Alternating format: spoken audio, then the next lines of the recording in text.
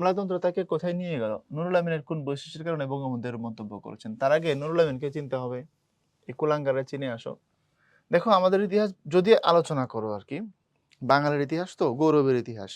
কিন্তু ইতিহাসের অনেক পেইজে এমন অনেক সব লজ্জা এবং ন্যাক্কারজনক ঘটনা তুমি পাবা যার জন্য তোমার মাথা নিচু হয়ে যাবে।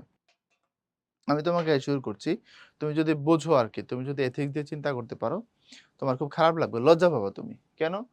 ১৯৫২ সালে যখন ভাষা আন্দোলন হচ্ছিল, তোমারে বুঝাই দিচ্ছি, ভাইঙ্গা বলি দেখো। তখন এই যে নুরুল আমিন,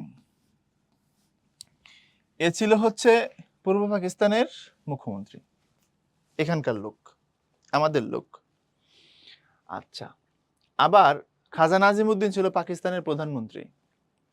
মানে পূর্ব পাকিস্তানটা তখন চালায় নুরুল আমিন, প্রাদেশিক গভর্নর, মানে এখানকার ক্ষমতা তার হাতে। আর টোটাল পাকিস্তানের প্রধানমন্ত্রী হচ্ছে খাজা নাজিমউদ্দিন। এখন খাজা নাজিমউদ্দিনও বাঙালি, নুরুল আমিনও বাঙালি। বোঝো। তাইলে পূর্ব পাকিস্তানের প্রাদেশিক সরকারের যিনি চিফ, উনি একজন বাঙালি। পুরা পাকিস্তানের যিনি প্রধানমন্ত্রী, তিনিও একজন বাঙালি। তো দুই জায়গায় বাঙালি বসা, এবং দুটাই পাচাটা গোলাম পশ্চিম পাকিস্তানের, এবং দুই জায়গায় বাঙালি বসা। আর তখন বাঙালি কি কষ্ট ভাই, কষ্ট আমি কোথায় রাখবো, দুঃখে হাসি আসে। ওই সময় বাঙালিরা কিনা ভাষার দাবিতে রাস্তায় নামলো আর তাদের বুকে ঠাস ঠাস করে গুলি মেরে দিল। এইটা কি? তুমি যদি আমাদের কিছু ঘটনাকে ব্যাখ্যা করো, তোমার কাছে অতি ন্যাক্কারজনক মনে হবে। কিছু ঘটনা মিস্টেরিয়াস, এটা সত্য, কিন্তু কিছু ঘটনা তুমি উত্তর পাবা না খুঁজে। ভাষা আমার রাখতে হবে, আমি রাস্তায় নেমে কথা কইতে পারবো না? আর আমরা তো এই কথা বলি নাই যে বাংলাকে একমাত্র রাষ্ট্রভাষা করো, আমরা বলছিলাম এই কথা।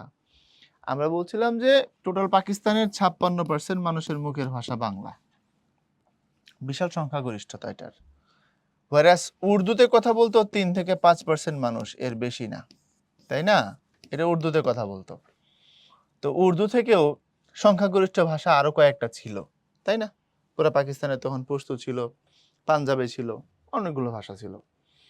তো টোটাল পাকিস্তানের 56% মানুষের মুখের ভাষাকে অবহেলা করে 3 থেকে 5% মানুষের মুখের ভাষা যেটা, সেটাকে রাষ্ট্রভাষা করা, তাও কিনা আবার একমাত্র।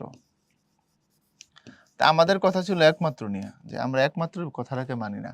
জিন্না যখন বলছিল Urdu, only Urdu shall be the state language of Pakistan, আমরা বললাম না কাকু, ওই অনলিটা বাদ দিতে হবে। আপনি করেন উর্দুকে রাষ্ট্রভাষা করেন, আমাদের কোনো আপত্তি নেই, বাট বাংলাকে রাখতে হবে। কত যৌক্তিক, কত চমৎকার এবং নিরীহ একটা দাবি, সেটার জন্য কিনা আমরা রাস্তায় নেমে বললাম, আর আমাদের বুকে গুলি করে মেরে দিল। তুমি কি বোঝো? ইতিহাস কি চিন্তা করতে পারো? মানে কোন সেন্সে আমরা এখন পাকিস্তান ক্রিকেট টিমকে বলি যে ওয়াও? আমি বুঝতে পারি না। আমি বুঝো না? এবং একদল খুব আরো আগে বাড়া, বাংলাদেশের সাথে খেলা হইলে তারা পাকিস্তানের সাপোর্ট দেয়, দিয়া বলে এটা তো স্পোর্টস। তুই বেটা স্পোর্টস এর কি বুঝিস? বিশাল চেতনা।